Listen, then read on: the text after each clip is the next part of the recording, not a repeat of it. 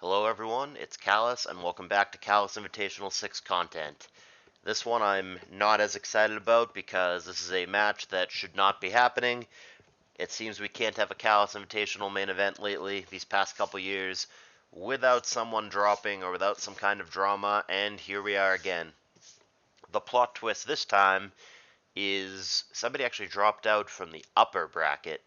You would think that if someone were to drop, it would be the lower bracket. They got hacked or weren't happy with how they played in round one or whatever, got discouraged, went on tilt, and dropped. That's not what happened here.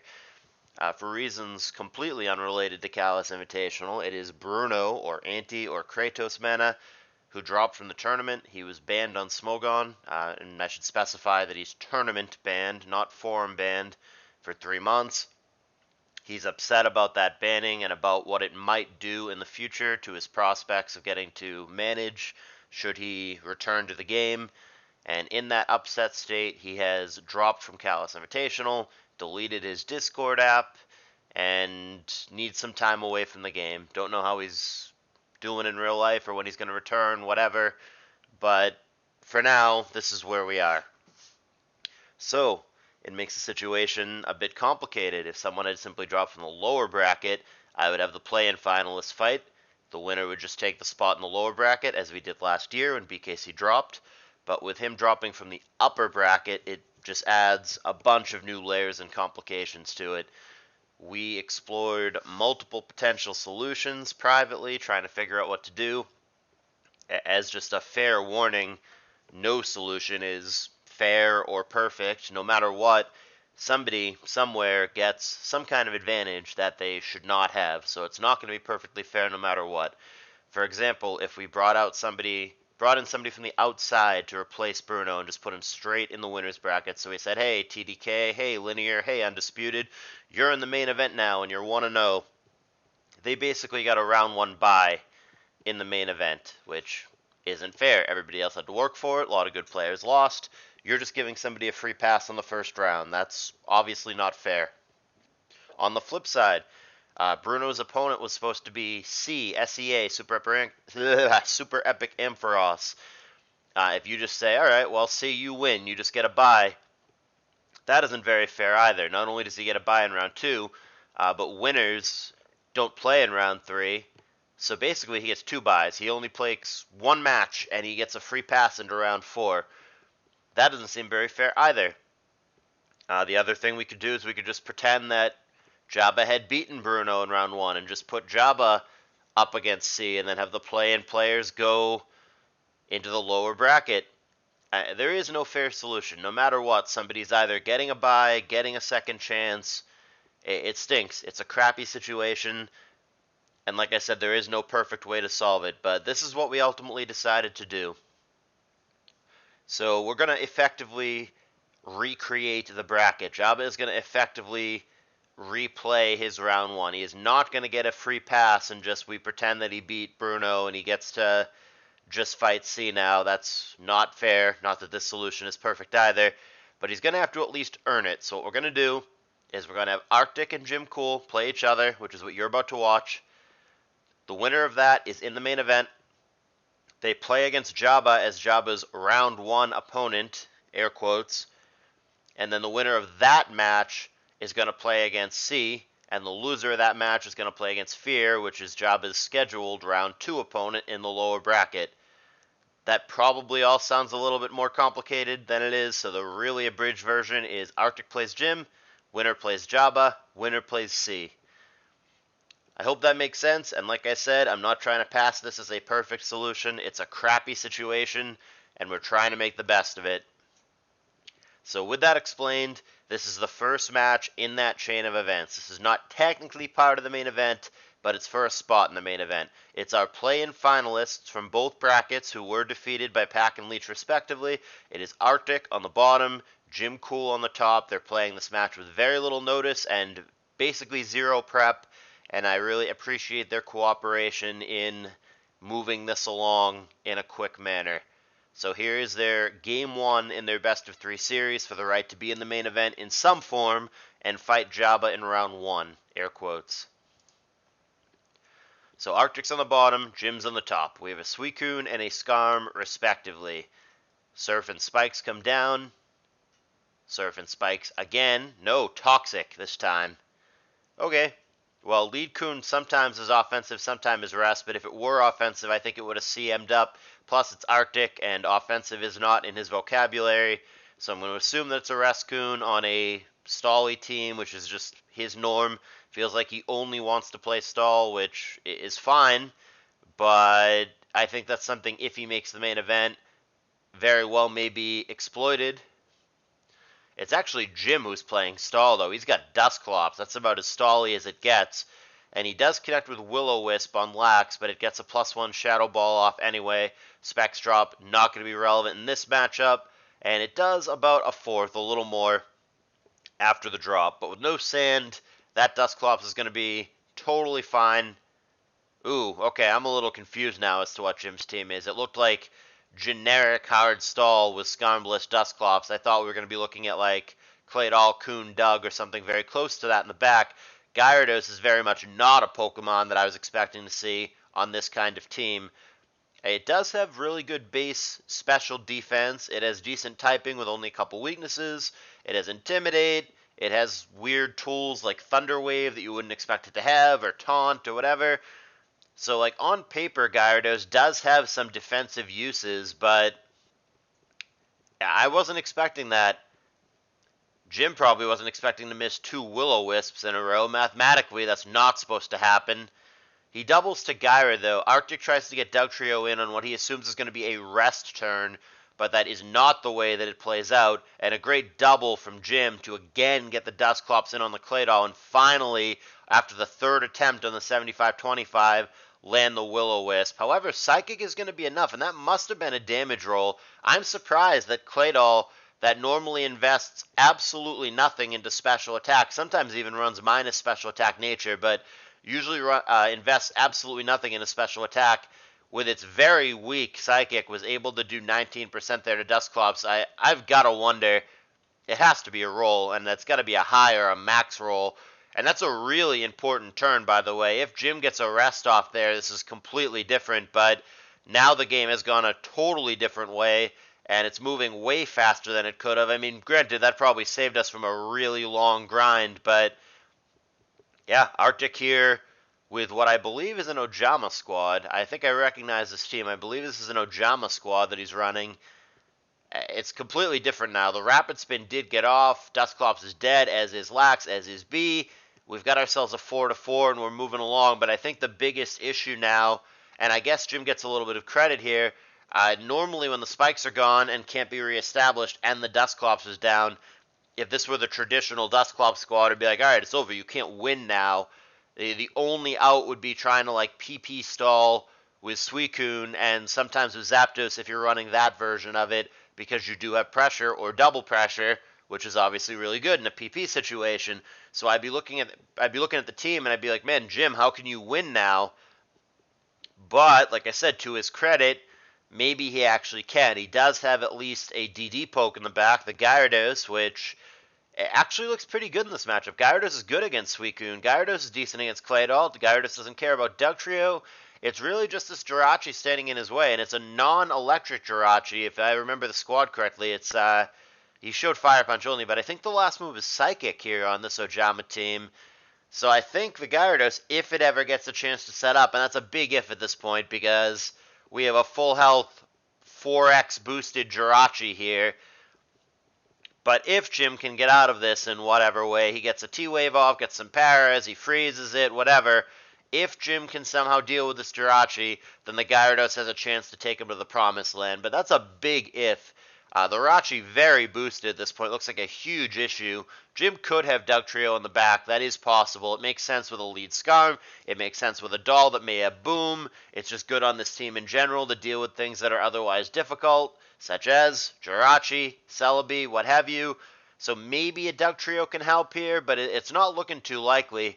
Is Jim going to try to blow up here, which would be really weak with the resistance and the Boom, and then follow up with Doug? He's not going to get the chance. I don't know if that crit mattered or not, but it looks like as threatening as the Gyarados potentially could have been here, unless Jim hits the one turn window to freeze him here, it doesn't matter. I guess he's going to try to stall out Psychic, but it just seems like such a losing strategy. And yeah, it's not even last Dug, it's last Mag, which I guess makes sense with the Gyarados, but it just seems like an inferior version of an established team. And Jim's not even soft-boiling anymore. He knows he has to hit the Ice Beam Freeze. He goes for it, which is correct. He doesn't get it, which is mathematically correct. And Arctic takes this one without too much issue. I think it really came down, as it often does with these teams, to the early Dusclops sequences.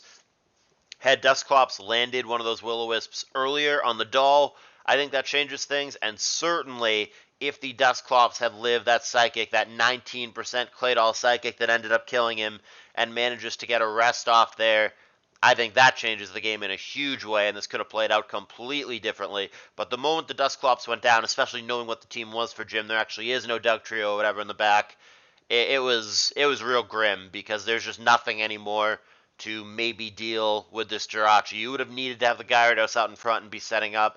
This team seems remarkably Jirachi weak. This specific Jirachi, Calm Mind Wish Jirachi, as constructed, which is one of the reasons that you really need either Roarcoon or Dugtrio or both, which it normally does have. But Jim has modified it in such a way where it has neither, and that's just not going to cut it. So Arctic takes game one, and he's going to get himself one game away from a second chance at the main event, as many of you felt that he should have been in there in the first place, but that is not the way that it played out. So here's game two. It's going to be one of two chances now for Arctic to earn a spot in main. If he doesn't get there, it'll be Jim, but he's going to have to win two in a row. Here is game two. Bottom side, Arctic with a T-Tar lead, and then Jim top side with a Starmie lead, which is really weird. I like Starmie, I think, more than most people, as in general, but lead Starmie, I'm not so sure about that. And he's got even like a Lax and a Coon, which are not, Coon's better than Lax, but like, Lax isn't the worst lead in the world. I don't know why he didn't lead one of those. But Focus Punch there is, that is not the start that Arctic was wanting. He just kills the T-Tar for free there. Really good for Jim. I still am quite puzzled by the Starmie lead. Is it a T-Waver? Is he just trying to mess with his opponent on turn one? Does it have like Toxic or some surprise move or something? It might just be one of those things where there's not like an actual specific strategy to it. It's just trying to throw your opponent off and give them something that they don't normally see. But he had some decent alternatives. I think all three of the other pokes that Jim has shown are all better leads than Starmie. So is that one. So far, I think Starmie is the worst lead on the team out of everything that Jim has shown. But I would immediately start looking at Jim's team and scratching my head a little bit. First of all, he has no EQ, resistance, or immunity thus far. So you'd think the last poke is something along those lines. But then you go, well, wait a minute, that means... So the Fori obviously doesn't have Pursuit Tire paired with it, so the Starmie must be the spinner here. Fine. And then... I'm looking at, like, is it just last Flygon? Is that the only thing that makes sense? Because, like, the other... You have two electric weaknesses, and again, you don't even have a resist, never mind immunity. And then there's the EQ and the spikes weakness, which granted, you have a spinner for the spikes part of that, but still, like, shouldn't anything physical just spam Earthquake into you and you have no switch? The only thing I can think of for the last for Jim that makes sense, and even this is kind of a weird fit, because you're bringing, like, no Magneton, no Sand, Flygon. Kind of awkward. But, like, that's the only thing that makes sense in my mind, because you need an EQ immune. You need a T-Bolt resistor immune. I guess it could be like a Celebi, which resists both EQ and Thunderbolt, but, like, even that... Ooh. Okay, I don't like Jim's team. I just don't. Umbreon and, like, Lax are both, like, pseudo-special walls, so, like, they're kind of sort of T-Bolt resist, but, like, Lax especially non-rest Lax, since we saw that it is Focus Punch. Lax isn't really a special wall, like, with Sand and, just over time with spikes with sand, it gets chipped down way faster than you think. It's not something that can come in a bunch of times and keep doing its thing. Thunderbolts from Zapdos, for example, one of the common things that a special wall in this kind of team would come in to tank, they really add up. With sand, with a spike down, you can only take 2, maybe even 3 if you're very lucky with those, and then you don't really wall anything anymore. And you're slow and just anything, even like a Coon Surf adds up over time. Lax really doesn't count as a special wall. If Umbreon is the special wall, which I guess makes sense with the Fortress because it provides a pursuit user, but then I just go back to, okay, well, why are you running Starmie then? What's the point of bringing a pursuit user if you're just going double spinner anyway? It's usually one or the other. You either bring the pursuit user to support Fortress, and you're using Fortress as the only spinner. He can't spin through Gengar without pursuit support. Fine, okay, got it.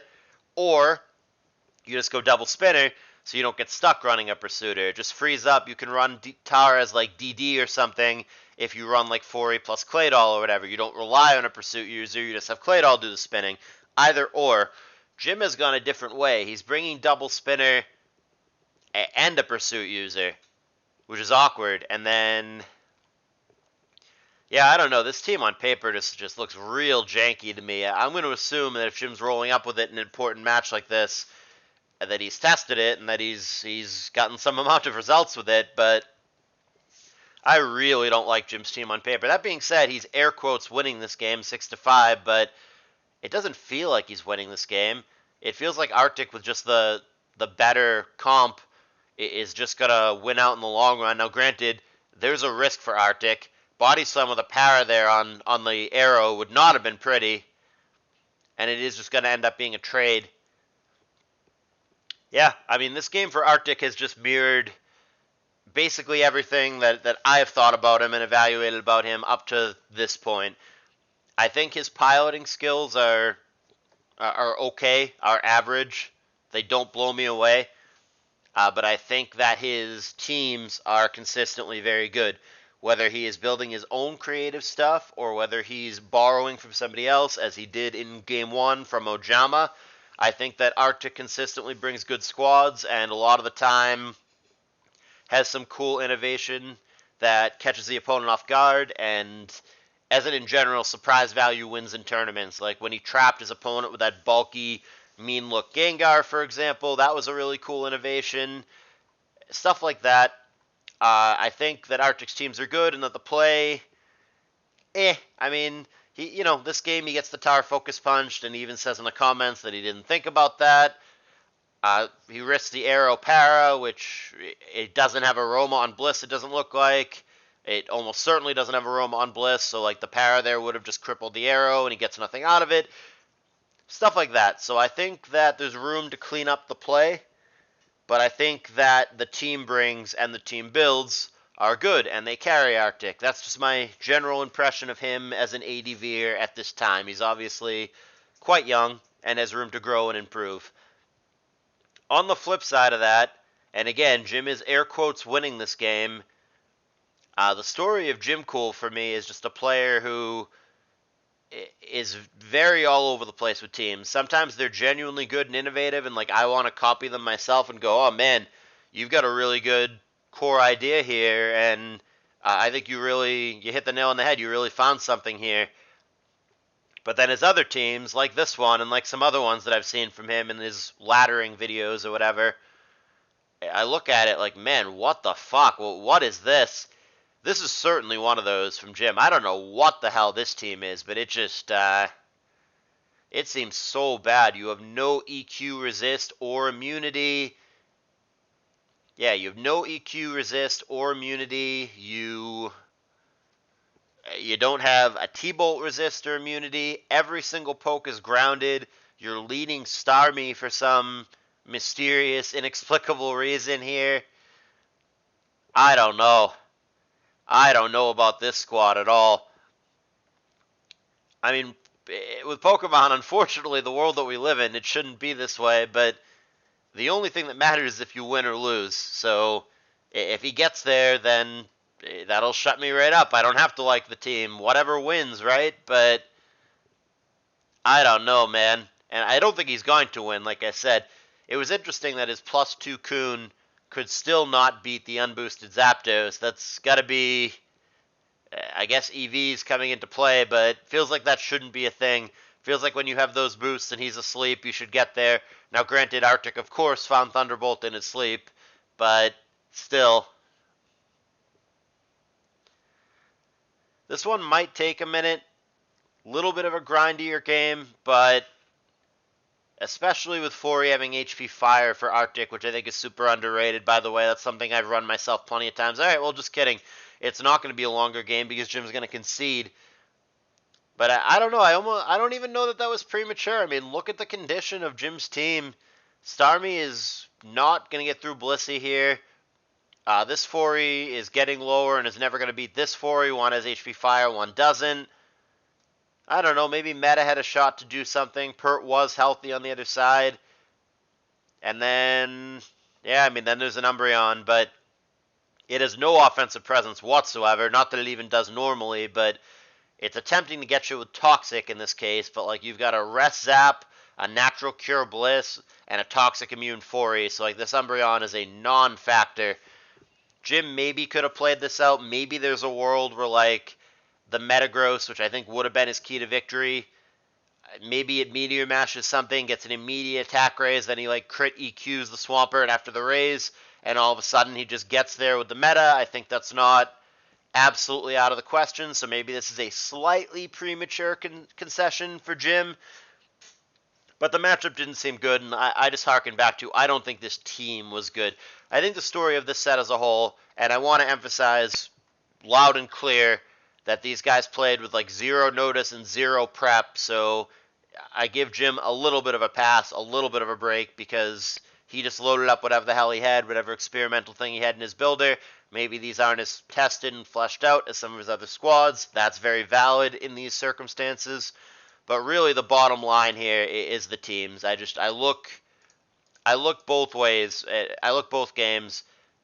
Arctic just has better teams in both cases. This is a proven Ojama team. It's solid. It's well thought out.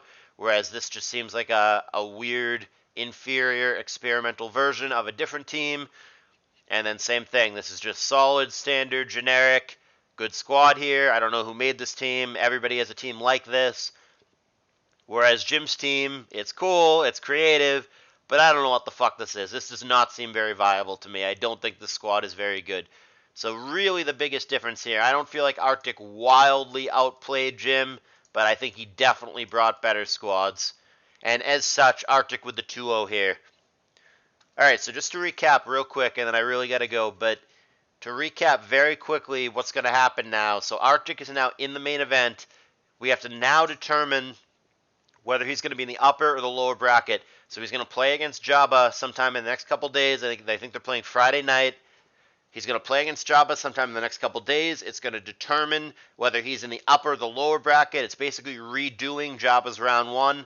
And the winner of that match is going to play C in the upper bracket, and the loser of that match is going to play against Fear in the lower bracket. That's the plan. More complicated than I wanted it to be. These situations are never fun to resolve, but here we are. That's what's going to happen. Hopefully it works out. I appreciate you guys watching and staying patient with me. Weird time to promote donations, but we're taking them. Let's get to 2K. Thank you guys for watching, and I will see you in the next video.